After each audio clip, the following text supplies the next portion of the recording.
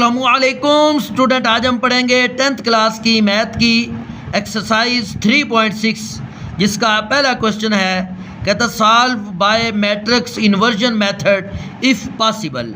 तो ये इक्वेशन दी हुई है, कहा कि इनको जो इन्वर्स का मेथड है उससे इनको हल करना है अगर मुमकिन हो। तो मुमकिन का मैंने बताया था कि अगर डिटर्मिनेंट लें और डिटर्मिनेंट जो है वो ज़ीरो के इक्वल ना हो, यानी ज़ीरो के अलावा कुछ भी आ जाए तो फिर वो हल हो सकता है, उसका सोल्यूशन पॉसिबल होता है। लेकिन अगर डिटर्मिनेंट ज़ीरो आ जाए तो फिर उसका हल करना पॉसिबल नहीं होता।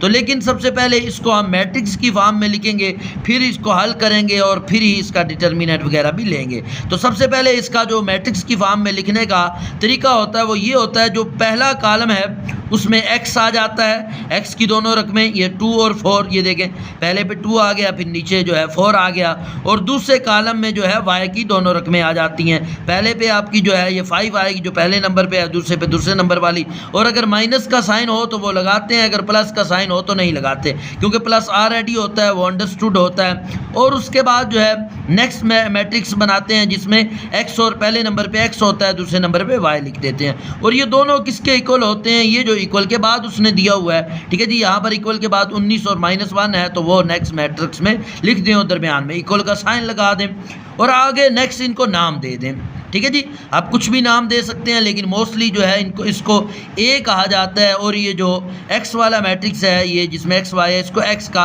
नाम दिया जाता है। ये मैंने नाम दिए हुए हैं, और इसको जो है बी का नाम दे देते हैं, ठीक है जी। देखो अब इसको हम इस फॉर्म में लिख सकते हैं, अगर आप इसको इक्वेशन 1 का भी नाम दे सकते हैं, दे दें बेहतर है, नहीं देते डायरेक्ट करें, ठीक है जी। अब ये देखें ए और एक्स, ये है ना, ये ए है ये एक्स, ये किसके बराबर है, बी के बराबर है, तो इसको आप ऐसे लिख सकते हैं ए एक्स बराबर है किसके, बी के। अब नेक्स्ट स्टेप में आपने क्या करना है, x को अकेला करना है, क्योंकि हमने x की वैल्यू फाइंड करनी होती है ना।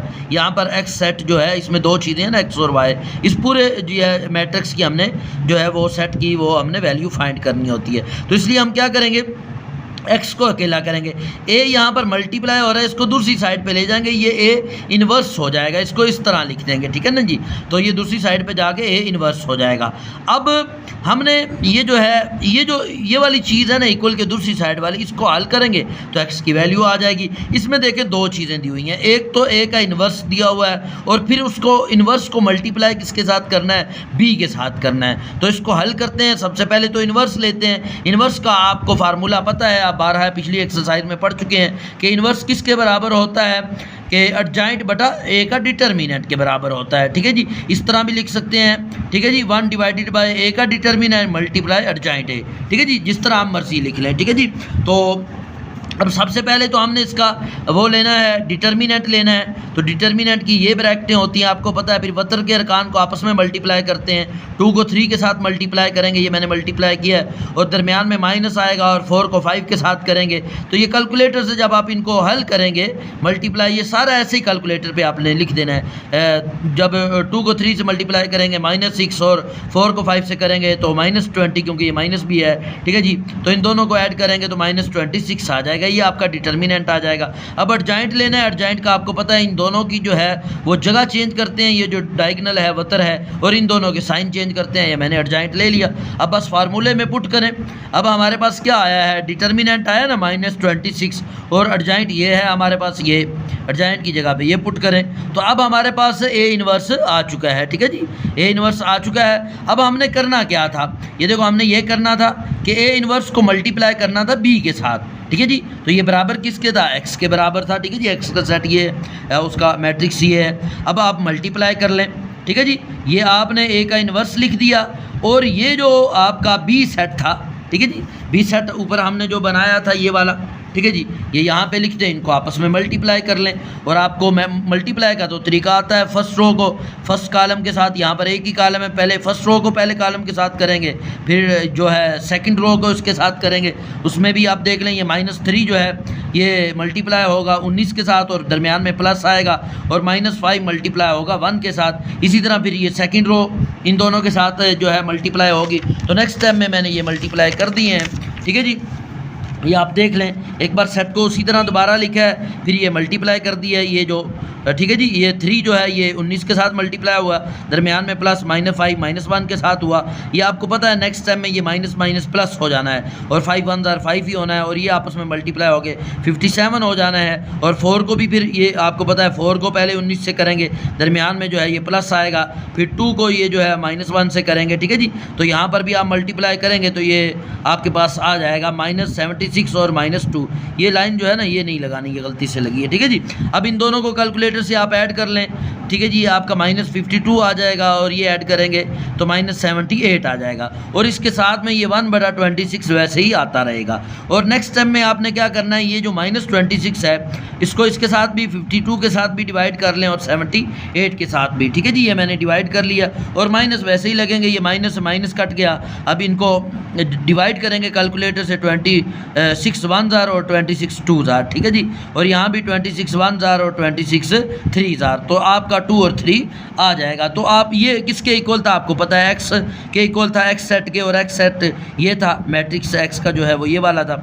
अब ये जो ऊपर वाली है वो ऊपर वाली के बराबर, नीचे वाले के एक्स जो है 2 के बराबर और जो वाई है वो 3 के बराबर होगा। आगे आप लिख भी दें, ठीक है जी, x = 2 y = 3 और सोल्यूशन सेट भी लिख दें। अगर नहीं भी लिखते इतना भी कर दें तो इनफ है, ठीक है जी। अब पहला मैंने कोशिश की डिटेल से समझाने की और ज़्यादा आगे जो है उनमें ज़्यादा डिटेल नहीं करेंगे, ठीक है जी। सबसे पहले ये इक्वेशन दी हुई है, इसको आपने मैट्रिक्स की फॉर्म में लिखना है। ये x आ गया, ये y आ गया, पहले नंबर पे x लिखना है, दूसरे पे y लिखना है, फिर जो इक्वल के बाद है वो इधर लिख देना है, फिर इनको नाम दे देने, ये a हो जाएगा और इसको x का नाम दे देना और ये इक्वल जिसके हैं b, इसको b का नाम दे देना है। तो अब ये आपकी इसको इक्वेशन 1 का भी नाम दे सकते हैं। इक्वेशन 1 को आप इस तरह लिख सकते हैं क्योंकि ये a है, ये x है, ठीक है जी। ax इक्वल किसके है, b के, ठीक है। ये a है, ये x है और ये इक्वल किसके हैं, b के, ये वाला सेट है b, ठीक है जी।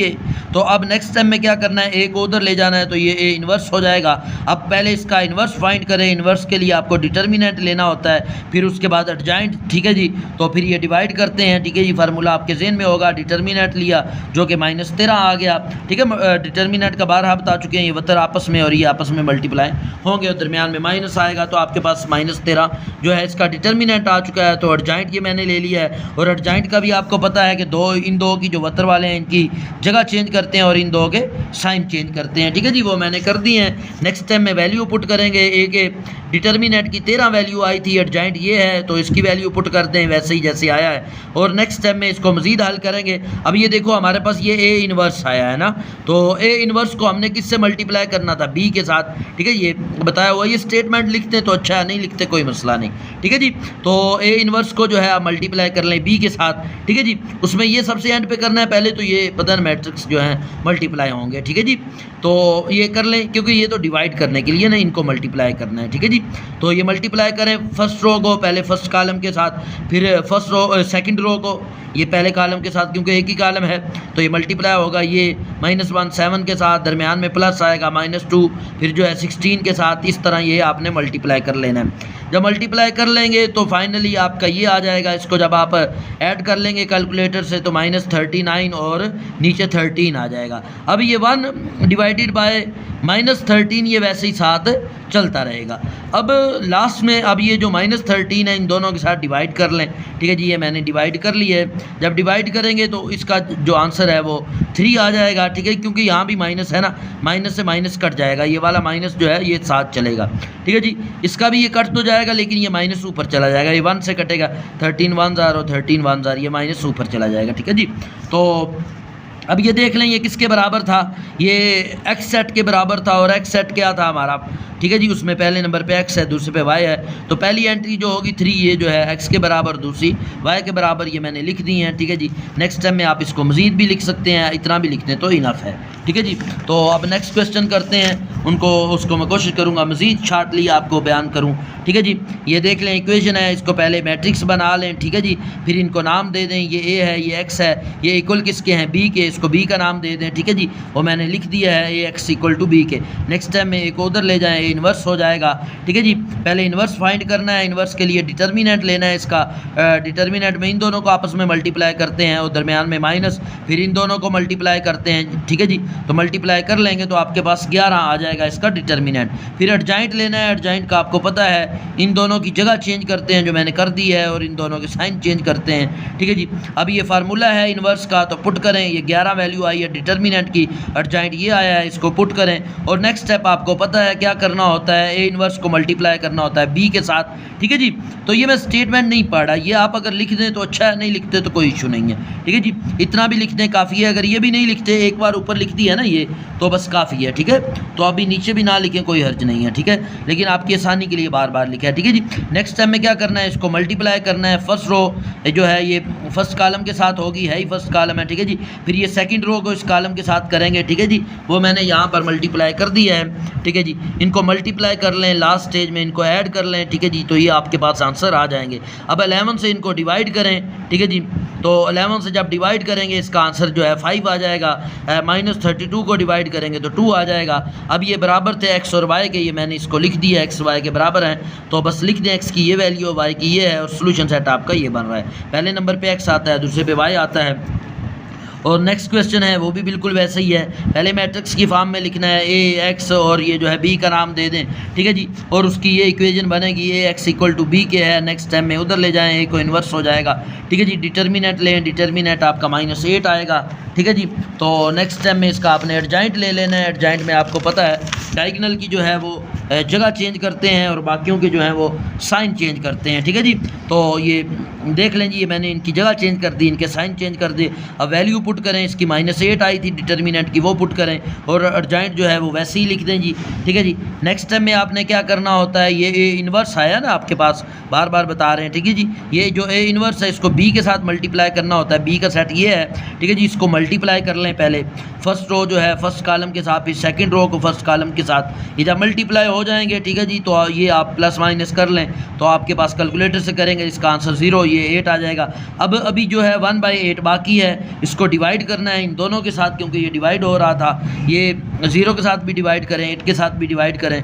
जब आप डिवाइड करेंगे तो आपके पास ये आंसर आ जाएगा कैलकुलेटर के साथ। तो आप ये लिख दें, एक्स की ये वैल्यू है, वाई की ये है, तो सोल्यूशन सेट आप इसका लिख सकते हैं, ठीक है जी। दूसरा क्वेश्चन है, कहता है use Cramer's rule to solve the following pair of linear equation if possible. कहता है कि क्रैमर रूल जो है वो यूज़ करना है इन इक्वेशन को, ये जो लीनियर इक्वेशन दी हुई है इनको हल करने के लिए। क्रैमर रूल जो है इन्वर्स मेथड से कई गुना आसान होता है, तो इसमें भी पहले आपने क्या करना है, वही मैट्रिक्स बनाने हैं, यही जो है आप ये पहले नंबर पे आपने एक्स वाली लिख देनी है, यहाँ पर वाई वाली लिख देनी है, वही एक्स वाई और ये जो उसके इक्वल है जिसके वो लिख देनी है, ठीक है जी। यहाँ पर जो है ना आपको जो क्रैमर रूल है उसमें एक्स जो है फाइंड करने का ये फार्मूला होता है, ये कुलिया है, और वाई को हल करने का ये कुलिया है। इसमें क्या चीज़ है, ए एक्स का आपने डिटर्मिनेंट लेना है और जो है ए का डिटर्मिनेंट लेना है। ए एक्स को जो है आपने डिवाइड कर देना होता है ए के डिटर्मिनेंट से, ठीक है जी। इसी तरह ए वाई के डिटर्मिनेंट को डिवाइड कर देना होता है आपको जो है ए के डिटर्मिनेंट से। इसको हल करेंगे आपको मज़ीद समझ में आ जाएगी। सबसे पहले देखें, आपने ए एक्स तैयार करना है, ये ए का सेट आ गया, इसमें से आपने ए एक्स जो है वो प्रिपेयर करना है, वो तैयार करना है। वो कैसे करेंगे, ये जो आपका पहला कॉलम होता है ना, इसको चेंज कर देते हैं बी सेट के साथ, ठीक है जी। अब ये देखें यहाँ पर 1 और 2 है, उसकी जगह पे हमने ये बी का सेट लिख दिया 4 और 5, ये आपका ए एक्स तैयार हो गया। और उसके बाद क्या करना होता है, ए वाई को तैयार करना होता है। ए वाई में क्या करते हैं, दूसरा कॉलम जो है वो चेंज कर देते हैं, ये वाला जो है ना 4 और -1, इसको चेंज कर देंगे इस बी सेट के साथ, ठीक है जी। 4 और ये 5, ये वाला 4 5 यहाँ पे लिख देंगे, और पहली जो है ना पहला कॉलम वो उसी तरह रहेगा। ए वाई में पहला कॉलम सेम रहेगा, दूसरा चेंज हो जाएगा। और ए एक्स में क्या करना है, पहला चेंज करना है और दूसरा सेम रहेगा। तो बस आगे आसान है मज़ीद, आगे ए का डिटर्मिनेंट लेना है, आप ए का डिटर्मिनेंट लें, वो आपको पता है ये बतर आपस में मल्टीप्लाई होंगे और ये आपस में होंगे, ठीक है। दरमियान में जो है माइनस आएगा, इनको मल्टीप्लाई कर लें, ये क्योंकि ये 1 1 से मल्टीप्लाई होगा तो ये -1 आ जाएगा, ठीक है जी। 2 4 से होगा तो ये -8, कैलकुलेटर से हल करेंगे -9 आपका आ जाएगा ए का डिटर्मिनेंट। अब ए एक्स तो आपने रेडी कर लिया ना, ये ए वाई भी रेडी कर लिया, लेकिन अब करना क्या है, ए एक्स का भी डिटर्मिनेंट लेना है। वो भी बिल्कुल वैसे ही है जैसे आपने ए का डिटर्मिनेंट लिया था, ये ए एक्स का सेट लिखना है, वही ये सीधी ब्रैकेटें यहाँ पे लगानी है, ठीक है जी। अब यही 4 को -1 से मल्टीप्लाई करना है, दरमियान में माइनस, इस 5 को 4 से मल्टीप्लाई करना है, ठीक है जी। ये 4 1 जो है माइनस है तो -4 आ जाएगा, 5 को 4 से मल्टीप्लाई करेंगे -20 आ जाएगा। ठीक है जी, इन दोनों को ऐड करेंगे तो -24 आ जाएगा। अब बस इनकी वैल्यू पुट करें। x का मैंने बताया ये फार्मूला होता है। ax की क्या वैल्यू आई है -24 और a की डिटर्मिनेंट की हमने वैल्यू निकाली हुई है -9, तो वो पुट करें और डिवाइड करें। ठीक है जी, चाहे आप सेम टेबल पे इनको काट भी सकते हैं, 3 से काट लें या डायरेक्ट डिवाइड कर लें। ठीक है जी, तो ये मैंने सिर्फ 3 से काटा है यहाँ पर। ठीक है जी, 3 बार 9, 3 8 बार 24। ठीक है, तो ये आपका आ जाएगा। तो ये आपका x की वैल्यू आ चुकी है। अब ay की वैल्यू लेनी है, तो उसके लिए भी पहले आपको ay का आप डिटर्मिनेंट ले लें, इन दोनों को जो है आपस में मल्टीप्लाई करें और इन दोनों को आपस में, तो ay का डिटर्मिनेंट आ जाएगा। ठीक है जी, 5 1 से मल्टीप्लाई होगा 5 और माइनस वैसे ही, और 2 जो है 4 से मल्टीप्लाई होगा 8, इन दोनों को कैलकुलेटर से हल करेंगे -3 आ जाएगा। अब देखें y की फार्मूला ये था, ay का डिटर्मिनेंट डिवाइडेड बाय a का डिटर्मिनेंट। ay की वैल्यू जो है -3 आई है ये आपके पास, और जो है a के डिटर्मिनेंट की ऑलरेडी आपके पास थी -9, और जो आपने ऊपर ली थी बस इनको पुट करें। ठीक है जी, अब ये सेम टेबल पे काट दें, माइनस माइनस से कट गया, 3 1 3 3 3 9, तो 1/3 आ जाएगा। तो ये आपकी y की वैल्यू आ गई। सोल्यूशन सेट लिख दें, ये x की वैल्यू है, ये y की वैल्यू है। नेक्स्ट क्वेश्चन करेंगे, मजीद आपके कंसेप्ट क्लियर होते जाएंगे। मैं कोशिश करूँगा बाकी क्वेश्चन की ज़्यादा डिटेल ना करूँ, पहले की काफ़ी डिटेल कोशिश करते हैं कर दें ताकि हर चीज़ समझ में आ जाए। ठीक है जी, यहाँ पर भी आपने वही करना है, पहले मैट्रिक्स बनाने हैं, फिर आपने जो है ax और ay तैयार करना है। ax में आपको पता है ये पहले वाला चेंज करते हैं b के साथ, ठीक है नहीं, इसको ख़त्म करके इसकी जगह पे ये लिख देते हैं। दूसरी एंट्री वैसे ही रहती हैं, ये आपका ax हो गया, और ay में क्या होता है दूसरी चेंज होती है। ठीक है जी, ये वाली जो है ये आपने चेंज करनी है इसके साथ। ठीक है जी, अब a का डिटर्मिनेंट ले लें, आपके पास ये आ जाएगा जो है -8। ठीक है जी, अब ax का डिटर्मिनेंट लेना है, वही ये दोनों आपस में डायगोनल वाले और ये आपस में मल्टीप्लाई करें, हल करें। ठीक है जी, तो आपके पास -8 आ जाएगा। अब x की क्या वैल्यू थी, ax का डिटर्मिनेंट डिवाइडेड बाय a का डिटर्मिनेंट। ax की हमारे पास -8 आई है और a के डिटर्मिनेंट भी की भी -8 है, तो माइनस से माइनस कट गया, 8 1 8 8 1, तो ये 1 हमारे पास आंसर आ गया। अब ay जो है पहले कर लेते हैं, y की वैल्यू फाइंड करने के लिए ay का डिटर्मिनेंट ले लें। ठीक है जी, उसको हल कर लें। ठीक है जी, -24 आ जाएगा। ay की अब हमारे पास क्या आई है -24, और a की ऑलरेडी है -8, तो माइनस माइनस से कट गया, तो इसको काटें जी, ये आपके पास 3 आंसर आ जाएगा। सोल्यूशन सेट लिख दें, x की वैल्यू 1 आई है और जो है y की वैल्यू जो है वो 3 आ गई है। नेक्स्ट क्वेश्चन है जी, बिल्कुल आसान है, इसी तरह के क्वेश्चन हैं सारे। ठीक है जी, तो उसमें भी आपने मैट्रिक्स बनाने हैं, उसके बाद आपने ax तैयार करना है, ay तैयार करना है, a का डिटर्मिनेंट लेना है, ये आपके पास आ जाएगा, और ax का डिटर्मिनेंट ले लें जो कि आपके पास -42 आ जाएगा।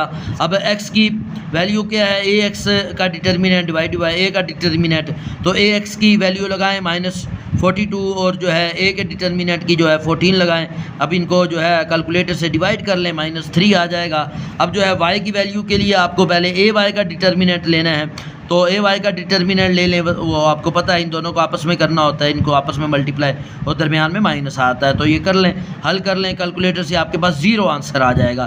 तो अब ये वैल्यू पुट करें, ay के डिटर्मिनेंट की वैल्यू 0 आई है, और जो है a के डिटर्मिनेंट की आपके पास जो वैल्यू है -14 आई थी। अब इनको डिवाइड कर लें तो आपके पास 0 से कुछ भी डिवाइड हो तो 0 हो जाता है, तो आपके पास x की वैल्यू -3 आई है और y की वैल्यू 0 आ चुकी है। ठीक है जी, तो नेक्स्ट क्वेश्चन को हल करते हैं, इसका 5वां पार्ट है दूसरे क्वेश्चन का, तो इसको हल करते हैं। ठीक है जी, तो पहले आपने इसको वही मैट्रिक्स की फॉर्म में लिख लेना है, फिर ax बनाना है। आपको पता है ax के लिए ये पहले कॉलम को चेंज करते हैं, दूसरा सेम रहता है, ay के लिए ये दूसरा चेंज करते हैं। ठीक है जी, पहले वाला वैसे ही रहता है, तो ये ax भी तैयार हो गया, ay भी हो गया। आप डिटर्मिनेंट ले लें, ठीक है जी, आपके पास 8 आ जाएगा। अब ax का डिटर्मिनेंट ले लें, ठीक है जी, तो वो आपके पास -16 आ जाएगा। ठीक है जी, अब आपने x की वैल्यू के लिए ax का डिटर्मिनेंट को डिवाइड करना है a के डिटर्मिनेंट से।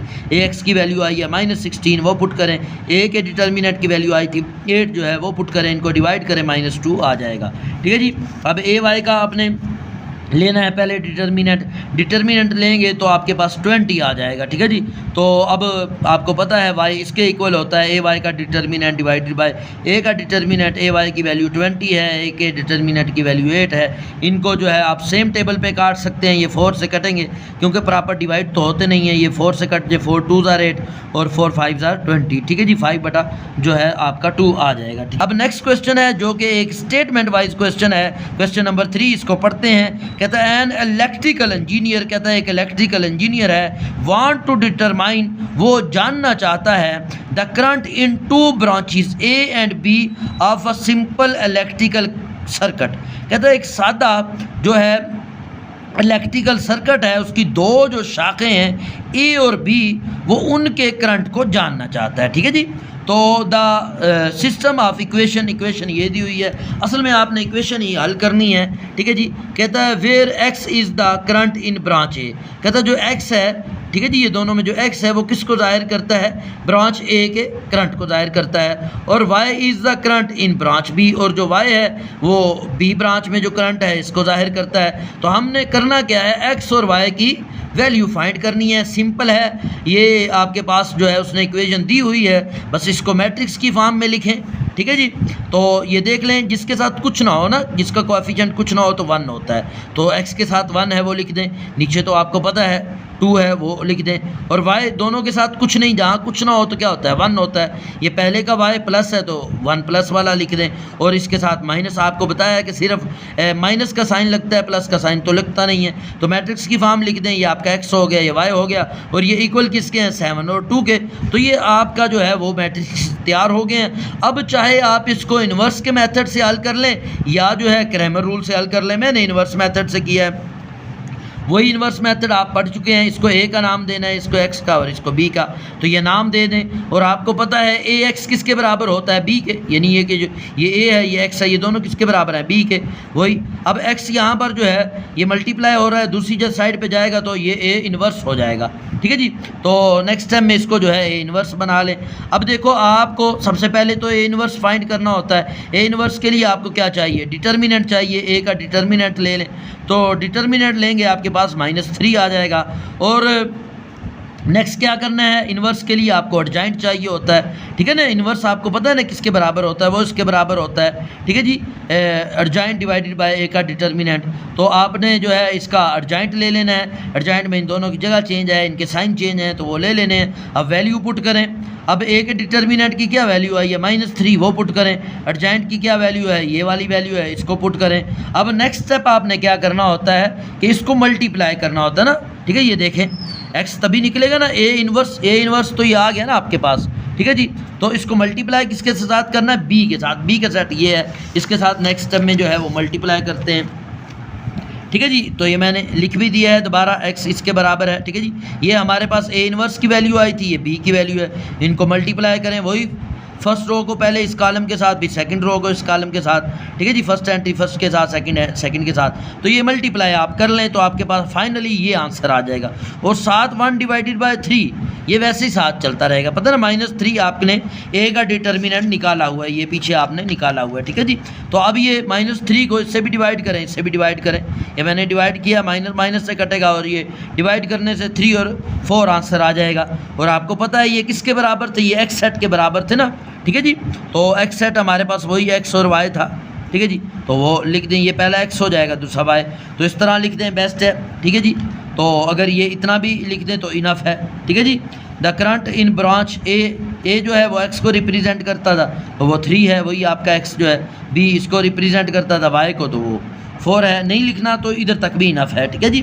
तो अब ये चौथा क्वेश्चन है आपका, कहता 3 forces act on a particle and must be in equilibrium. ठीक है जी।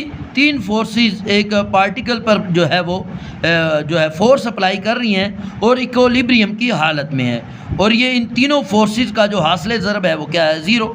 तो बड़ा ही सिंपल है, इनको ऐड करें इन सब को। तो असल में करना क्या है, ठीक है जी, ये भी पढ़ लें करना क्या है। वेयर एज कहता है F1 F2 F3 find the value of x and y, x और y की वैल्यू फाइंड करनी है। तो सिंपल उसने बताया हुआ है, इनको प्लस कर लें तो ये बराबर किसके होंगी, 0 के बराबर होंगी।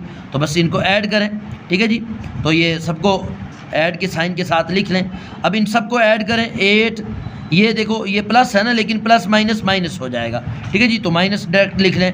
ठीक है जी, और ये प्लस का साइन लगा लें। इसी तरह नीचे जो सेम प्लेस पे है ना, ये आपस में ऐड होंगी। एक्स और ये प्लस असल में होनी थी, लेकिन ये माइनस है ना, इसके साथ प्लस माइनस माइनस हो जाएगा। ठीक है जी, और ये भी माइनस असल में प्लस माइनस माइनस हो जाएगा। मैंने एक स्टेप कम किया, अगर आप एक्स्ट्रा करेंगे तो कोई हर्ज नहीं है। वो एक्स्ट्रा इस तरह हो सकता है कि यहाँ पर आप ये ब्रैकेट लगाएं ना और दरमियान में प्लस लगाएं, लेकिन फिर भी यही चीज़ आनी है, प्लस माइनस माइनस। ठीक है जी, तो अब इनको हल कर लें। 8 में से 2 गया, ठीक है जी, तो आपके पास 6 बच जाएगा। और इसी तरह ये -7 और -1 कितना हो जाएगा, 8 हो जाएगा। और बाकी ये सारा वैसे ही आता रहेगा। ये आगे करते हैं, आपको मज़ीद समझ में आएगा। ठीक है जी, ये 6 वैसे ही, और क्योंकि ये y तो हल नहीं हुआ ना, तो वो तो वैसे ही आ जाएगा। ठीक है जी, और यहाँ पर भी x नहीं है, x वैसे ही आ जाएगा। सिर्फ ये जो है ना, बगैर x के वेरिएबल के ये हल होंगे। ठीक है जी, ये 8 आ जाएगा। ठीक है जी, अब इन दोनों को, इसको भी 0 के इक्वल रख लें। ठीक है जी, इस इक्वेशन को भी और इसको भी बारी बारी। ठीक है जी, ये 0 के इक्वल रखी। ठीक है, जो है 8 यहाँ पर माइनस का है, दूसरी साइड पे जाएगा, प्लस का हो जाएगा। यहाँ पर जो है y को आप अलहदा कर सकते, y को इधर ही रहने दें, 6 को उधर ले जाएं। ठीक है जी, 6 उधर जाएगा तो माइनस का हो जाएगा, क्योंकि y जो है ये पॉजिटिव होना चाहिए ना। ठीक है, तो अब x की वैल्यू आपके पास 8 आ गई है, y जो y है उसकी -6 आ गई है। नेक्स्ट क्वेश्चन है क्वेश्चन नंबर 5, कहता है 2 सपोर्ट बीम्स, कहता है 2 बीम्स हैं। ठीक है जी, जो इमारतों को का लोड उठाने के लिए होते हैं, जिनके नाम क्या हैं, A एंड B। ठीक है जी, और वो क्या कर रहे हैं जी, are holding up a combined load of 100 kilo newton. कहता वो दोनों मिलकर 100 किलो न्यूटन वजन उठाए हुए हैं। दोनों मिलकर का क्या मतलब, A + B, यानी कि दोनों जो है वो कितना वजन उठाए हुए हैं, 100 किलो। तो पहली तो आपकी इक्वेशन ये बन गई। अब दूसरी इक्वेशन बनाते हैं। कहता twice the load on beam A। कहता जो A बीम है, इस पर अगर डबल बोझ कर दिया जाए, लोड को डबल कर दिया जाए, तो डबल का क्या मतलब है, 2A, मतलब 2 से मल्टीप्लाई कर दिया जाए। And 3 time load on beam B, और B पर जो लोड है वो 3 गुना कर दिया जाए, क्या मतलब उसको 3 से मल्टीप्लाई कर दिया जाए। तो अब ये दोनों मिलकर किसके बराबर होंगे, 240 किलो न्यूटन के बराबर होंगे। तो दूसरी इक्वेशन भी तैयार होगी। 2A + 3B किसके इक्वल हुआ, 240 के। बस अब ये जो है इनका आप मैट्रिसेस बनाएं। तो चाहे ये स्टेटमेंट मैंने लिखी हुई है लिख दें तो अच्छा है, नहीं लिखते कोई हर्ज नहीं है। ठीक है जी, तो पहली तो आपकी ये बन रही है ना जी इक्वेशन, A + B इक्वल किसके है, 100 के। 2A + 3B किसके है, 240 के। अब इनको आप मैट्रिक्स की फॉर्म में लिखें। ठीक है जी, हमने जो पहले पढ़ा है ना मैट्रिक्स, वहाँ पर यहाँ पर A की जगह पर x होता था, B की जगह पर y होता था, तो इससे कुछ फ़र्क नहीं पड़ता। ठीक है जी, तो x हो या A B हो, ठीक है, ये की चीज़ है। ठीक है जी, तो बस आपने उसके कोएफिशिएंट लिखने। अब देखो पहले नंबर पे आपके x का आते थे ना, x के कोएफिशिएंट। ठीक है जी, अब यहाँ पर a के लिख देने हैं। तो अब a का जहाँ कुछ ना कोएफिशिएंट हो तो 1 होता है। ठीक है जी, और ऊपर 1 और नीचे 2 आ जाएगा। इसी तरह अब इस कॉलम में जो है वो y के पार्ट आने चाहिए, यहाँ पर b के पार्ट आएंगे, कोई फ़र्क नहीं है। ठीक है जी, तो अब b के साथ जहाँ कुछ ना हो तो 1 होगा ये, और 3 नीचे आ जाएगा, ये b हो गया, ये आपका a हो गया। और यहाँ पर जो है ए बी आपने लिख देना है, क्योंकि यहाँ पर हमने ए बी फाइंड करना है ना, तो वहाँ पर हमने एक्स वाई फाइंड करना होता था, तो कोई फ़र्क नहीं पड़ता, नाम चेंज करने हैं। ठीक है जी, यहाँ पर एक्स होता है, यहाँ पर वाई, अब यहाँ पर ए बी लिख दें, ये ए और ये बी, क्योंकि हमने जिसकी वैल्यू फाइंड करनी होगी वो लिख देंगे। और ये आपका जो है जिसके ये इक्वल बन रहे हैं वो यहाँ पर लिख देना होता है। ठीक है जी, 100 और 240। अब इनको नाम दे देने हैं।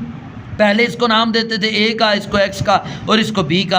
अब हमारे पास ए बी ऑलरेडी मौजूद है, आप इसको कोई और नाम दे दें। मैंने सी का नाम दिया है, इसको सी रख लें, ये तो एक्स भी ठीक है। ठीक है जी, और इसको डी नाम रख लें। ठीक है जी, तो बस अब देखें आपकी इक्वेशन क्या बनेगी। सी एक्स किसके बराबर होगा, डी के, क्योंकि ये आपका सी है, ये एक्स है, ये दोनों किसके बराबर है, इसके बराबर है, जिसका नाम हमने डी रखा है। तो आपकी ये इक्वेशन बन जाएगी, सी एक्स बराबर है डी के। अब सी जो है यहाँ पर मल्टीप्लाई हो रहा है, दूसरी साइड पर जाएगा, इन्वर्स हो जाएगा। अब x किसके बराबर हुआ, c इनवर्स मल्टीप्लाई d। अब पहला काम क्या करना है, c का इनवर्स फाइंड करना है। इनवर्स के लिए हमें दो चीज़ें चाहिए होती हैं, एक तो एडजॉइंट चाहिए होता है, दूसरा डिटर्मिनेंट चाहिए होता है। पहले डिटर्मिनेंट लेंगे, क्योंकि अगर डिटर्मिनेंट नॉन ज़ीरो आए, ज़ीरो के अलावा कुछ आए, तो तभी ये सवाल हल हो सकता है। अब इसका डिटर्मिनेंट लेंगे, वो आपको पता है डिटर्मिनेंट में ये जो डायगोनल है, वतर हैं, इनको आपस में मल्टीप्लाई करते हैं, दरमियान में माइनस लगाते हैं और इन दोनों को आपस में तो ये करें मल्टीप्लाई, आपके पास 1 आ जाएगा, ठीक है ना जी। और आपको पता है डायगोनल की ये वाली ब्रैकेटें होती हैं, पहले 12 पढ़ चुके हैं। तो अब ये हमारे पास वो इसका जो है वो तो आ चुका है ना डिटर्मिनेंट। अब हमने इसका एडजॉइंट लेना है। एडजॉइंट में आपको पता है इन दोनों की जगह चेंज करते हैं और इन दोनों के साइन चेंज करते हैं, वो नेक्स्ट टाइम में मैंने कर दिए हैं, ठीक है जी। तो ये चेंज कर दिए, इनकी जगह चेंज कर दिए, इनके साइन चेंज कर दिए हैं। अब जो फार्मूला है इन्वर्स का उसमें इनकी वैल्यू पुट करें, ठीक है जी। वो ये इन्वर्स है ना 1 डिवाइडेड बाय जो है जो सी का डिटर्मिनेंट है मल्टीप्लाई करना है उसके एडजॉइंट के साथ, ठीक है जी। अब हमारे पास सी के डिटर्मिनेंट की वैल्यू क्या आई है 1 आई है, तो वो पुट करें और एडजॉइंट की ये वाली वैल्यू है ये पुट करें। अब ये देखें 1 से ना इनको डिवाइड करना है, तो 1 से डिवाइड करने से कुछ फ़र्क नहीं पड़ेगा, तो यही आ जाएगा, ठीक है जी। तो अब नेक्स्ट स्टेप हमने क्या करना था, ये हमारे पास क्या आ चुका है सी का इन्वर्स आ चुका है, ठीक है जी। अब हमने क्या करना है सी के इन्वर्स को डी के साथ मल्टीप्लाई करना है, क्योंकि ये इक्वेशन थी ना, ये हमारा एक्स है और ये सी को मल्टीप्लाई करना है डी के साथ। अब करें सी के इन्वर्स का ये सेट है और ये डी का सेट है, इनको मल्टीप्लाई करें।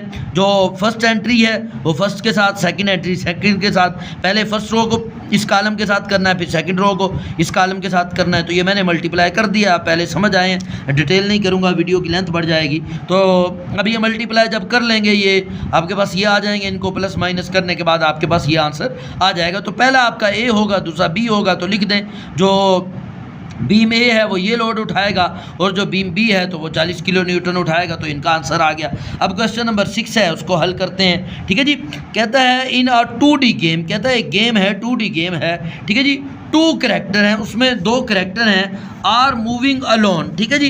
तो जो कि अलोन स्ट्रेट पाथ, जो कि अकेले अकेले जो है सीधे रास्ते पर खत्ते मुस्तकीम पर जो है वो मूव कर रहे हैं। 1 character move along a line where the total of twice of their horizontal position and vertical position is 5। कह रहा है कि अगर उसकी जो हॉरिजॉन्टल पोजीशन है उसका डबल, ठीक है जी, और जो वर्टिकल पोजीशन है उन दोनों को मिलाकर कितना बनता है 5 बनता है। देखो जो हॉरिजॉन्टल पोजीशन होती है ना वो ये वाली होती है, ठीक है जी, ये मैंने ग्राफ बनाया हुआ है, और वर्टिकल ये होती है। हॉरिजॉन्टल को आप कह सकते हैं x, क्योंकि यहाँ पर x एक्सिस होता है ना, और जो वर्टिकल होती है उसको y कह सकते हैं, ठीक है जी। अब इसको लेट भी कर लेते हैं ताकि ये हल करना मज़ीद आसान हो जाए। जो हॉरिजॉन्टल पोजीशन है ना उसको x रख लें और जो वर्टिकल पोजीशन है उसको y रख लें। ये मैंने वर्टिकल पोजीशन को y का नाम दे दिया है, ठीक है जी। अब दोबारा इसको पढ़ते हैं। कहता है कि जो हॉरिजॉन्टल पोजीशन है ना वो ट्वाइस है, वो डबल है, तो और जो दूसरी है वर्टिकल वो सिंगल होगी, तो 2x हो जाएगा। हॉरिजॉन्टल फिर हमारा क्या हो जाएगा 2x हो जाएगा और वर्टिकल हमारा y हो जाएगा। इन दोनों को कहता है अगर ऐड करें तो वो किसके बराबर होता है 5 के बराबर। तो पहली इक्वेशन तो हमारी ये तैयार हो गई पहली कंडीशन के मुताबिक। 2x प्लस y इक्वल किसके हुआ 5 के, ये पहली इक्वेशन। अब दूसरी भी हमने तैयार करनी है, मजीद पढ़ेंगे तो दूसरी भी हमारी तैयार हो जाएगी। कहता है while the other move along a line where the horizontal position is 1 more there vertical position.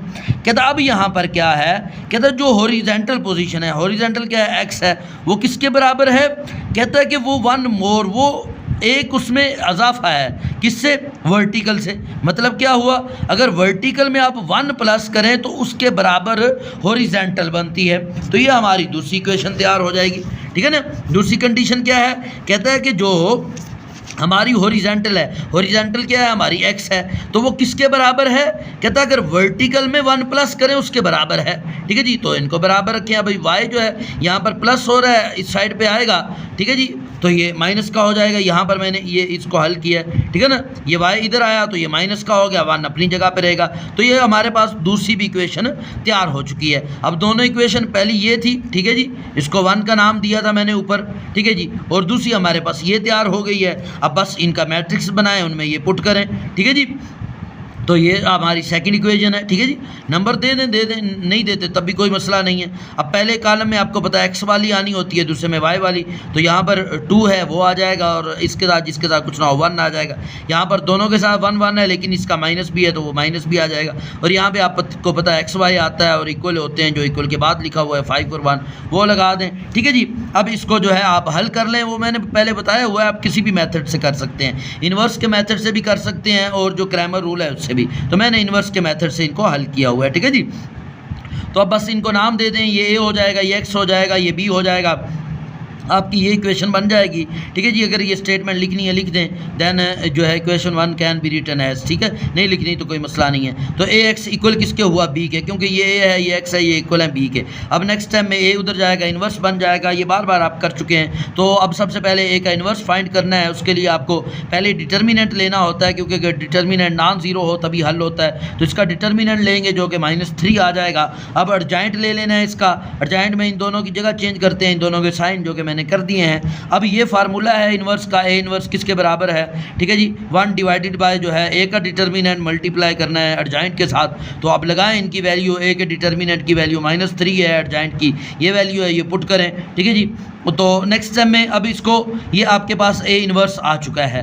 ठीक है जी, ये जो सारा है ये ए इन्वर्स है। अगर यहाँ पर 1 होता ना तो वो तो फिर ये ख़त्म हो जाना था ना, क्योंकि 1 से डिवाइड करने से कुछ भी नहीं फ़र्क पड़ता। लेकिन अब 3 है तो इसको लास्ट पे डिवाइड करेंगे। ठीक है जी, तो अब आपके पास ये इक्वेशन थी, आपको पता है ए इन्वर्स जो है मल्टीप्लाई करना है बी के, वो बराबर होता है एक्स के। हमने तो एक्स वाई फाइंड करना है ना, इस सेट का नाम एक्स है। ठीक है जी, तो ये फाइंड करना है। तो अब ये पुट करें, पहले कर चुके हैं, ये ए इन्वर्स की वैल्यू है, इसको मल्टीप्लाई करना है बी के साथ। वही सबसे पहले ये करेंगे फर्स्ट रो इस पहले कॉलम के साथ, फिर सेकंड रो को इस कॉलम के साथ मल्टीप्लाई करेंगे। ठीक है जी, अब ये करते हैं फर्स्ट रो फर्स्ट कॉलम के साथ, इसका एक ही कॉलम है, फिर सेकंड रो को इस कॉलम के साथ मल्टीप्लाई करेंगे। जब मल्टीप्लाई कर लेंगे तो आपके पास ये आ जाएगा। ठीक है ना जी, ये पता है 5 1 से मल्टीप्लाई होगा तो ये माइनस का 1 है तो -5 हो जाएगा, ये 1 1 से होगा तो ये 1 नहीं आएगा। ठीक है, कैलकुलेटर से आपने ये सारा इसी तरह लिख देना है। ठीक है जी, ये मल्टीप्लाई, ये प्लस, ये मल्टीप्लाई। ठीक है जी, साइन भी वैसे ही साथ लिख दें तो आपके पास ये कैलकुलेटर आंसर दे देगा, -6 और -3, और साथ ये मल्टीप्लाई हो रहे हैं 1 डिवाइडेड बाय -3 के साथ। ये 1 बाय जो है ना -3 ये वैसे ही साथ चलता रहेगा। अब नेक्स्ट टाइम में इनको डिवाइड कर लें, ये 6 को भी 3 से डिवाइड कर लें और ये 3 को भी 3 से डिवाइड कर लें। ये मैंने कर लिया है तो ये कट जाएंगे, माइनस माइनस से कट गया, 3 1 ज़ा 3 ठीक है जी, 3 2 ज़ार जो है वो आपका 6 हो जाएगा, 2 यहाँ पे आ जाएगा, ये 1 से कटेगा। ठीक है जी, तो ये इसके नीचे भी माइनस है, माइनस माइनस से कट गया तो आपके पास 3 3 से कट गया तो 1 आ जाएगा। तो x की वैल्यू 2 और y की जो है वो 1 आ जाएगी। अब नेक्स्ट क्वेश्चन करते हैं, क्वेश्चन नंबर 7 है, कहता है 2 years ago a man was 5 times as older as his son was। कहता है कि 2 साल पहले एक आदमी अपने बेटे से 5 गुना बड़ा था। ठीक है जी, अगर फ़र्ज़ कर लें आज बच्चे की जो उम्र है, बच्चे की उम्र है 10 साल और जो वालिद की उम्र है वो है 42 साल। तो 2 साल पहले बेटे की उम्र कितनी होगी, बेटे की उम्र होगी 8 साल। ठीक है जी, और बाप की कितनी उम्र होगी 40 साल, क्योंकि 8 को अगर 5 से मल्टीप्लाई करें तो कितनी हो जाती है आपके पास 40 आ जाती है। तो वही वो बात कर रहा है, लेकिन उसने यहाँ पर एजें दी नहीं है, ये हमने फाइंड करनी है तो फाइंड करेंगे तो हमारे पास निकलेगी। ठीक है जी, तो अब दोबारा पढ़ते हैं, इस बात को मज़ीद समझते हैं। कहता है 2 years ago a man was 5 times as old as his son was। कहता है 5 साल पहले जो बाप की उम्र है वो बेटे से 5 गुना ज़्यादा है। अब हमें नहीं पता बाप की उम्र कितनी है या बेटे की उम्र कितनी है, तो हम फ़र्ज़ कर लेते हैं जो बाप की उम्र है उसको x, तो आप लेट कर लें। ये मैंने लंबी स्टेटमेंट लिखी है, अगर पूरी लिख दें तो भी ठीक है, अगर शार्टली लिख दें तब भी ठीक है। आप इतना लिख दें, मेंस एज, ठीक है, इतना भी लिख दें तो काफ़ी है। ठीक है जी, आदमी की उम्र कितनी है इसको हमने लेट कर लिया x, और बेटे की उम्र कितनी है एज ऑफ सन, इतना भी लिख दें तो काफ़ी है। तो वो वाई जिनको रेड से मैंने हाईलाइट किया ना, सिर्फ इतना लिख दें, अगर पूरा लिख दें तो बेस्ट है। ठीक है जी, ये इस वक्त जो उम्र है, ठीक है जी, इस वक्त हमने फ़र्ज़ ये किया है कि जो बंदे की उम्र है वो कितनी है, जिसको वो मैन कह रहा है, मैन की उम्र कितनी है x, और उसके बेटे की उम्र कितनी है वो वाई हमने लेट कर लिया, फ़र्ज़ कर लिया। अब जो उसने बात की है वो बात यह है कि 2 साल पहले, ठीक है जी, तो अब 2 साल पहले की बात की है ना, तो आप इतना लिख दें 2 years ago, 2 साल पहले कितनी होगी उसकी आदमी की उम्र होगी x-2, क्योंकि 2 साल अगर अभी x मान रही है तो 2 साल की पहले क्या होगी x-2। और इसी तरह बेटे की भी आप लिख दें, ठीक है जी, एज ऑफ सन उसकी कितनी होगी जो है y-2, क्योंकि अभी अगर उसकी y है तो 2 साल पहले उसकी कितनी होगी y-2। अब कंडीशन क्या बढ़ रही है जो उसने बात की है, वो बात ये है, वो तो हमने निकाल लिया ना 2 साल ईयर 2 साल पहले जो है x-2 वो बाप की बन रही है, यानी जिसको वो मैन कह रहा है, और बेटे की बन रही है y-2। लेकिन उसकी बात को भी थोड़ा समझना है। वो कहता है 2 years ago a man was 5 times as old as his son। ठीक है, वो कहता है कि ये 2 साल पहले जो बाप था ना वो उसकी एज कितनी थी, बेटे से 5 गुना ज़्यादा थी। जब बेटे से 5 गुना ज़्यादा होगी तो बेटे की एज को हम 5 से मल्टीप्लाई कर देंगे ताकि ये बराबर हो जाए, ठीक है। तो आप मल्टीप्लाई कर दें, ये पहली इक्वेशन आपकी तैयार होगी। अब देखें 5 को इससे मल्टीप्लाई करें, ये तो वैसे ही आएगा ना x-2, 5 y से मल्टीप्लाई, y से मल्टीप्लाई होगा 5y, और 5 जो है 2 से मल्टीप्लाई होगा तो 10 हो जाएगा।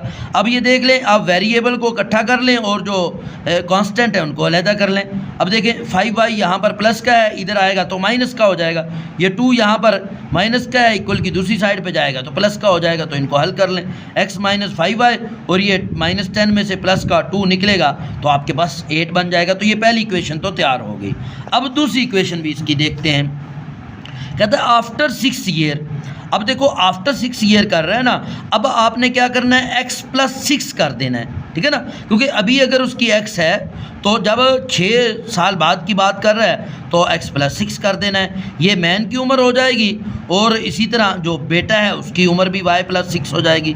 अच्छा, इसकी बात को भी समझते हैं, फिर इसकी इक्वेशन भी बनाते हैं। कहता है आफ्टर 6 ईयर्स, 6 साल बाद, he will be 3 times as old as his सन।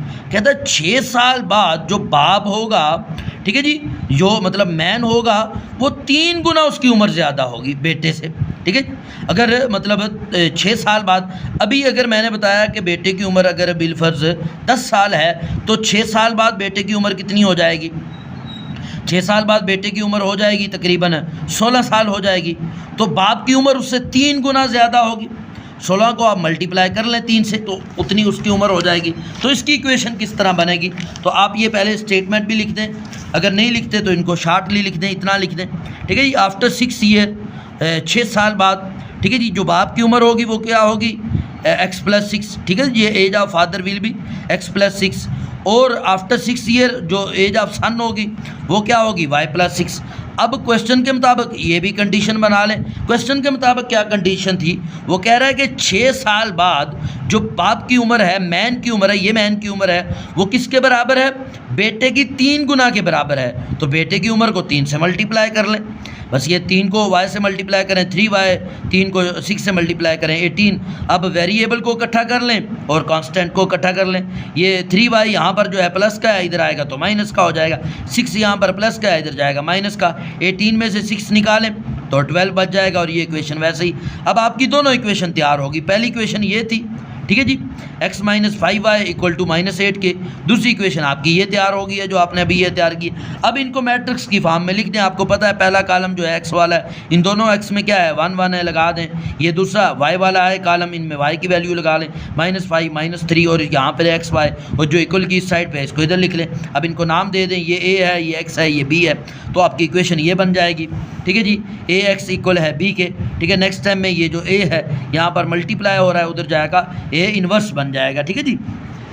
तो आपने सबसे पहले ए इन्वर्स फाइंड करना है, उसके लिए आपको डिटर्मिनेंट चाहिए। तो डिटर्मिनेंट लिया जो कि आपका 2 आ गया, फिर आप इसका अर्जाइंट ले लेंगे, इन दोनों की जगह चेंज, इनके साइन चेंज, तो फार्मूले में पुट कर देंगे। ये आपका अर्जाइंट आ गया। अब इन्वर्स का ये फार्मूला है 1 डिवाइडेड बाय ए का डिटर्मिनेंट मल्टीप्लाई ए का अर्जाइंट, ठीक है जी। तो अब इनकी वैल्यू पुट करें, ए के डिटर्मिनेंट की 2 आई है, अर्जाइंट की ये जो वैल्यू है इसकी जगह पर यहाँ पर पुट करें, ठीक है जी। तो ये आपके पास क्या आ चुका है, ए का इन्वर्स आ चुका है। अब नेक्स्ट स्टेप में आपने क्या करना है कि हमने ए के इन्वर्स को मल्टीप्लाई करना था बी के साथ। जब मल्टीप्लाई करेंगे तभी हमारे पास एक्स वाई की वैल्यू आएगी। तो एक्स का जो मैट्रिक्स है वो ये है, ठीक है जी। अब यहाँ पर ए का जो इन्वर्स की वैल्यू ये हमारे पास आई है और बी का ये हमारे पास सेट था, इनको मल्टीप्लाई करें, ठीक है जी। ये फर्स्ट रो जो है इस कॉलम के साथ, फिर सेकंड रो को इस कॉलम के साथ जब ये मल्टीप्लाई करेंगे तो ये आपके पास आ जाएगा। फाइनली आपके पास 84 और नीचे 20 आ जाएगा, और 1/2 वैसे ही साथ चलता रहेगा। लास्ट स्टेज में इनको डिवाइड कर लेंगे, 84 को 2 पे डिवाइड करें तो ये 42 आ जाएगा, और 20 को भी 2 पे डिवाइड करें तो आपके पास 10 आ जाएगा। अब देखें ये जो 42 है ये x के इक्वल है और y जो है ये 10 के इक्वल है। तो अब मैन की एज हमारे पास 42 निकली है और y जो है सन है उसकी एज हमारे पास 10 निकली है। इसको लिख दें ऐसे, मैंस प्रेजेंट एज जो है 42 और सन्स प्रेजेंट एज 10। आप नहीं भी लिखते, इतना भी लिख दें तो इनफ हो जाएगा। नेक्स्ट क्वेश्चन करते हैं जी। कहता है 2 साइकिलिस्ट आर 44 किलोमीटर अपार्ट। कहता दो साइकिलिस्ट हैं वो एक दूसरे से 44 किलोमीटर दूर हैं। फर्ज कर लो ये दो साइकिलिस्ट हैं कि ये है कि ये है, दोनों जो है इनका जो फासला है वो 44 किलोमीटर है, ठीक है जी। And start out at the same time, दोनों इकट्ठा ही सफ़र शुरू करते हैं, ये भी शुरू करता है, ये भी शुरू करता है, ठीक है जी। If they go towards one and other, अगर वो एक दूसरे की तरफ जाते हैं, ये इधर जाता है, ये इधर, ताई यहाँ पे आके ये मिल जाते हैं, ठीक है जी। मीट इन 2 आवर्स, दोनों 2-2 घंटे में, इसने भी 2 घंटे सफ़र तय किया, इसने भी 2 घंटे सफ़र तय किया। तो अब इसकी इक्वेशन बनाते हैं, ठीक है जी। अब पहली इसकी इक्वेशन बनाते हैं, फिर अगले की बनाते हैं, ठीक है जी। फाइंड देयर, अच्छा जी, इनमें भी एक स्लो है एक फास्ट है, ठीक है जी। तो ये अगली बात पढ़ेंगे तो मज़ीद समझ में आ जाएगी। तो जो पहला है ना, अच्छा जी, जो जिसकी स्पीड ज़्यादा है उसको हम x का नाम दे देते हैं। The speed of the faster, वो क्या है जी, x के इक्वल उसको रख लें, ठीक है जी। और जिसकी स्लो स्पीड है उसको y के बराबर रख लें। अब हमारे पास इक्वेशन ये बनेगी, ठीक है जी, क्योंकि जो दोनों है ना x प्लस वाई, वो कितने फासले पर हैं, 44 किलोमीटर उसने बताया, ठीक है जी। और टाइम कितना लगाते हैं, दोनों 2-2 घंटे लगाते हैं, तो दोनों को मल्टीप्लाई करें 2 से, ठीक है जी। तो 2-2 घंटे वो लगाते हैं। अब क्या करना है, 2 यहाँ पे मल्टीप्लाई हो रहा है ना, अब ये इसके नीचे ले जाएंगे 44 के इक्वल की, यानी कि दूसरी साइड पे ले जाएंगे तो डिवाइड करेगा, तो x प्लस वाई का अब हमारे पास कितना डिस्टेंस आ जाएगा, 42। देखो ना, यहाँ से इन्होंने सफ़र तय किया, ये इधर आया, ये इधर आया, तो सेंटर में आधा रह जाएगा ना 42। तो ये पहली इक्वेशन आपकी बन गई है। और दूसरी इक्वेशन जो है बाकी पढ़ते हैं तो वहाँ से तैयार करते हैं। कहता बट इफ़ दे गो, कहता लेकिन अगर वो जो जाते हैं इन द सेम डायरेक्शन, अगर वो सेम डायरेक्शन में जाते हैं, फर्ज कर लो ये x है, ये y है, दोनों सेम ही डायरेक्शन में चल पड़ते हैं, ठीक है जी। अच्छा, the faster overtake the slower, जो फास्टर है यानी ये जो x है वो y को ओवरटेक कर लेता है। बिलफर्ज ये y जा रहा है और ये x ने यहाँ से सफ़र शुरू किया, यहाँ पर ये मिले हैं, यहाँ पर आकर x ने इसको ओवरटेक कर लिया। और टाइम कितना लगाया है, 7.5 घंटे, ठीक है ना जी। और इसको आप इस तरह भी लिख सकते हैं 7.5 घंटों को, ये आपको पता है 7 इसके साथ मल्टीप्लाई करना होता है, 1 को प्लस करते हैं, ठीक है जी। ये मल्टीप्लाई होगा 14 और 1 प्लस 15/2 ये आ जाएगा। ये इतना टाइम जो है दोनों, क्योंकि ये x ने भी सफ़र जारी रखा हुआ है और y ने भी सफ़र जारी रखा हुआ है, दोनों जो है वो 7.5 घंटे सफ़र दोनों करते हैं, ठीक है जी। तो अब ये सेकंड कंडीशन हमारे पास ये बनेगी, ठीक है जी, कि ये जो 15/2 दोनों का सफ़र है इनसे मल्टीप्लाई होगा, ये इक्वल है जी 44 के, क्योंकि डिस्टेंस दोनों का इतना ही है। हमने करना क्या है, इनकी स्पीड उसने कहा कि फाइंड करनी है, ठीक है ना जी। तो एक्स वाई की जो है स्पीड हमने ये फाइंड करनी है मैट्रिक्स के ज़रिए, ठीक है जी। दूसरी इक्वेशन हमारी ये बन जाएगी, ये अब ये 2 जो है ना ये यहाँ पर डिवाइड हो रहा है, इसको दूसरी साइड पे इक्वल के ले जाएंगे तो ये मल्टीप्लाई हो जाएगा। अब 15 को इनके साथ मल्टीप्लाई कर लें, ठीक है जी। ये 15 एक्स के साथ भी मल्टीप्लाई होगा, वाई के साथ भी, तो हमारी ये दूसरी इक्वेशन ये तैयार हो जाएगी। अब पहली इक्वेशन हमारी ये थी, ठीक है, और दूसरी इक्वेशन हमारी ये आ गई है। इसको बस मैट्रिक्स की फॉर्म में लिख देना है। तो ये पहला कॉलम आपको पता है एक्स का होता है, एक्स की यहाँ पर वैल्यू 1 है वो लिख दें, नीचे 15 है वो लिख दें, वाई की 1 है, नीचे 15 है, यहाँ पर एक्स वाई, और ये इक्वल के बाद वाला जो है वो लिख दें, ठीक है जी। अब इसको ए का, एक्स का, इसको जो है बी का नाम दे दें। तो आपकी ये जो है इसको इक्वेशन नंबर 3 का नाम दे दें, चाहे नहीं देना तो डायरेक्ट भी आप हल कर सकते हैं। तो आपकी असल में ये बन जाएगी इक्वेशन ए एक्स इक्वल किसके है, बी के, ठीक है। ये ए है, ये एक्स है, ये इक्वल किसके है, बी के इक्वल है।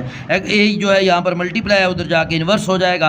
अब इन्वर्स के लिए पहले डिटर्मिनेंट लेंगे, ये डिटर्मिनेंट इसका -30 आएगा, फिर एडजॉइंट लेंगे, इन दोनों की जगह चेंज, इनके साइन चेंज, तो ये मैंने एडजॉइंट इसका ले लिया है।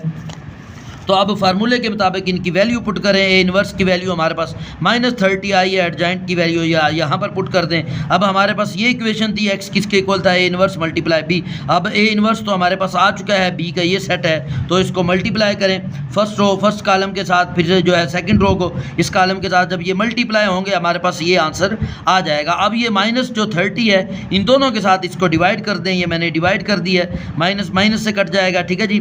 तो अब कैलकुलेटर से आप इनको जब डिवाइड करेंगे तो ये आपके पास आंसर आ जाएंगे। तो x की ये वैल्यू पहला, क्योंकि x होता है आपको पता है, ठीक है जी, ये x होता है और दूसरा y होता है, तो आपका पहला x हो जाएगा, ये y हो जाएगा।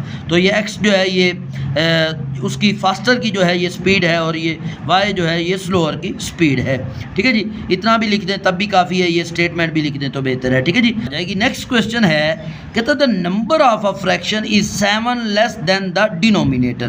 कहते एक फ्रैक्शन है, फर्ज कर लेते हैं ये फ्रैक्शन है x डिवाइडेड बाय y, ठीक है जी। तो कहते हैं जो ऊपर वाला है ना, जिसको न्यूमरेटर कहते हैं, वो कहता है कि नीचे वाले से 7 पॉइंट कम है, 7 डिजिट कम है। फ़र्ज़ कर लें अगर नीचे वाला आपका 10 है तो ऊपर वाला कितना होगा, फिर 3 होगा। ठीक है जी, यानी कि अगर इसमें ऊपर वाले में आप 7 ऐड करें तब ये दोनों इक्वल होंगे। ठीक है जी, या आप ये कर सकते हैं कि नीचे वाले में से 7 माइनस कर दें तब भी ये इक्वल हो जाएंगे। ठीक है ना, y में से आप 7 माइनस करेंगे तो पीछे क्या बचेगा, 3 बचेगा, तब भी ये इक्वल हो जाएंगे। तो ये बात कर रहा है, इसको हम एक जो है वो इसकी वो बना लेते हैं इक्वेशन। ठीक है जी, तो पहले तो आपने इनको फ़र्ज़ भी कर लेना है ना कि जो न्यूमरेटर है उसको x जो है आप फ़र्ज़ कर लें और जो नीचे वाला है डिनोमिनेटर उसको y फ़र्ज़ कर लें। तो पहली कंडीशन आपकी ये बनेगी। ठीक है जी, जो x है वो किसके बराबर है, y-7 के बराबर है। ठीक है जी, तो अब y यहाँ पर जो है प्लस का है, इधर आएगा तो माइनस का हो जाएगा। तो ये आपकी पहली कंडीशन जो है वो बन जाएगी, पहली इक्वेशन जो है वो तैयार हो जाएगी। अब दूसरी कंडीशन इसकी पढ़ते हैं। दूसरी कंडीशन क्या है, कहता है कि if the denominator is increase, sorry कहता है इफ़ द न्यूमिनेटर, कहता है अगर ये जो ऊपर वाला x है ना इसको बढ़ाया जाए, ठीक है जी, इसमें कुछ इजाफा किया जाए बाय 3, कितना इजाफा करना है, 3 का इजाफा किया जाए। The new fraction can be cancel down to this, कहता है कि जो नई फ्रैक्शन बनेगी वो उसको 3/4 से आप कैंसिल कर सकते हैं। तो कैंसिल तभी कर सकते हैं कि अगर वो इसके इक्वल होगी। देखो ना, अगर बिलफर्ज ये 3/4 जो है ये तभी कैंसिल होगा अगर ये 3/4 के ही इक्वल है। अब ये 4 जो है नीचे डिवाइड हो रहा है, इधर आके मल्टीप्लाई हो जाएगी, ये मल्टीप्लाई है इधर डिवाइड हो जाएगा, आपस में कट जाएंगे, या आप ऐसे भी डायरेक्ट भी काट सकते हैं। तो इनका इक्वल होना लाजमी है। तो अब ये इसकी भी जो है हम वो इक्वेशन तैयार करते हैं। तो सेकंड कंडीशन को लिख लें। वो कहता था कि अगर न्यूमिनेटर में जो ऊपर वाला है उसमें 3 का इजाफा किया जाए तो फिर वो कट सकती है इससे, यानी कि वो फिर इसके बराबर हो जाएगी।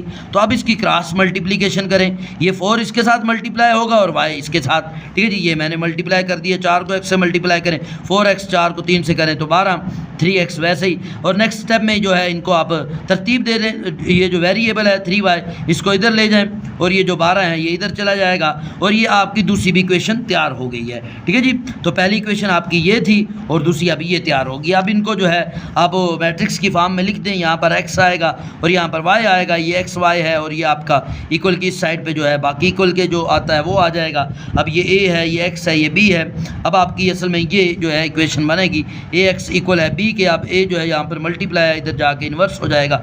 अब पहले a का इन्वर्स ले लेना है जिसमें डिटर्मिनेंट और रिजल्ट लेना है, फिर फार्मूले के मुताबिक आपने पुट कर लेना है। आपका जो डिटर्मिनेंट आया है वो आपका 1 आया है और आपका रिजल्ट ये आया है, तो 1 से डिवाइड करने से तो यही चीज़ आ जाएगी। तो आपका ये a इन्वर्स आ चुका है। अब इसको आपने मल्टीप्लाई करना है b के साथ, ये आपका b का सेट है, इनको मल्टीप्लाई करेंगे तो आपके पास ये, क्योंकि ये बराबर है x और y के, ये x आ जाएगा, ऊपर वाला x हो जाएगा, नीचे y, क्योंकि ये जो सेट था ना आपका वो x था। ठीक है जी, तो ये आप आगे लिख दें तो x = 9 के और y = 16 के।